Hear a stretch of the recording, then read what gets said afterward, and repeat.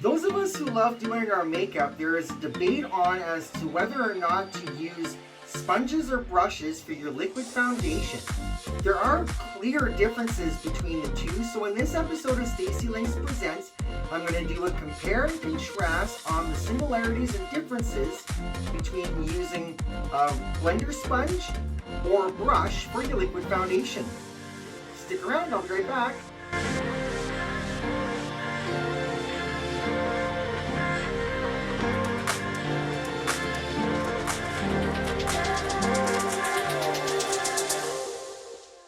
So welcome to my channel. I'm Stacy, and in this episode I'm going to talk about the similarities and differences between using a brush or a blender sponge for your liquid foundation.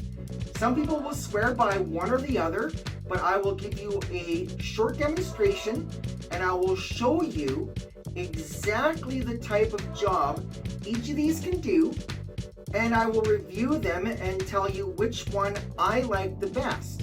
The brush that I have here is actually a liquid foundation brush. It has this really dense, thick brush head that has soft bristles on the top that are quite absorbent. However, they're very stiff and they don't move like a regular makeup brush. So I will show you how that works here in a minute. So before I get started, what I'll get you to do, if you're new to this channel and you're a transgender person interested in fashion, makeup, and jewelry, make sure you go down below in this video and hit that subscribe button.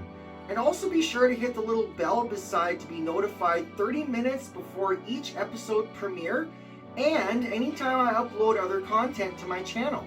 I have many videos and playlists with my makeup routines, fashion and jewelry tips and ideas, and product reviews that you love to see.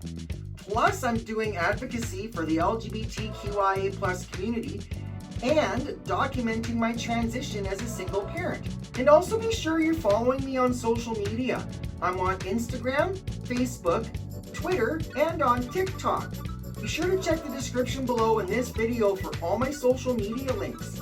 So one more thing before I get started with the demonstration, I would like to let you know that I have never actually used a foundation brush for my foundation. You are going to see me use this for the first time ever on this video. I understand the technique behind it is very similar to using the foundation sponge, the blender sponge, where you would basically just dab it. It's sort of the same way, but you'll see the clear differences in how each of these applies the foundation as soon as I do the demonstration. So we'll get started right now. So for this time, I have gone ahead and not only have I done my shave and face prep, but I've put on primer and concealer already. So I'm going to go ahead and just do the demonstration right now. I'm going to start with the brush first. And the foundation I'm going to use today, I'm going to use my Maybelline Fit Me foundation. And I will just pour it out on the back of my hand. So then all I'm going to do is I'm just going to do patches on my cheekbones. I'll start with the brush and then I'll move on to the blender sponge. Take a little dab of it there. And then we take this, go like this. And we'll start around here.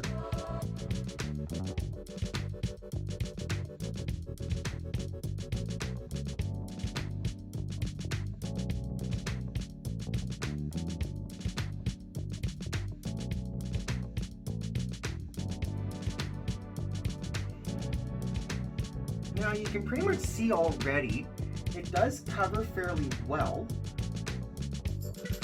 However, it does seem to be using quite a bit of foundation, and it does look like it's possibly a little thicker than I would normally do. Alright, so I've already rinsed out my sponge and got it nice and moist, wrung out all the water as I usually do. So I'm going to take a dab of this, and I'm going to do it on the other cheek.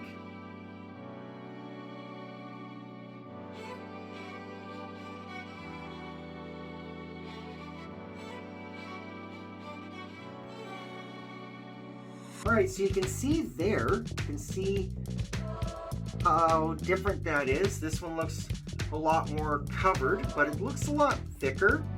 And with a closer look, you can definitely tell that there are pits and marks on that one. I really like how this one gets it a lot smoother, a lot more even, and thinner as well, because using a wet blender sponge will make it so it doesn't absorb as much makeup, and it will also help to spread it out better, because it does add a little bit of extra moisture to the makeup, which we take care of with powder anyway. So I would definitely recommend using a sponge over the brush, just for the simple fact that I think the sponge is more even and a lighter coverage that's still full coverage, but isn't cakey or really thick. So looks like that this makes it really thick and cakey, and then this side is kind of thin and light. So I would definitely recommend the blender sponge over the brush anytime. Alright, so thanks for watching. Make sure you smash that thumbs up button down below and drop a comment. Tell me your experiences with brushes or blender sponges to do your foundation. And if you have any questions about makeup techniques, be sure you drop that comment down below, and I'll make sure to get an answer to you as soon as I can. So make sure you stay tuned for my next episode, and I'll see you then. Bye!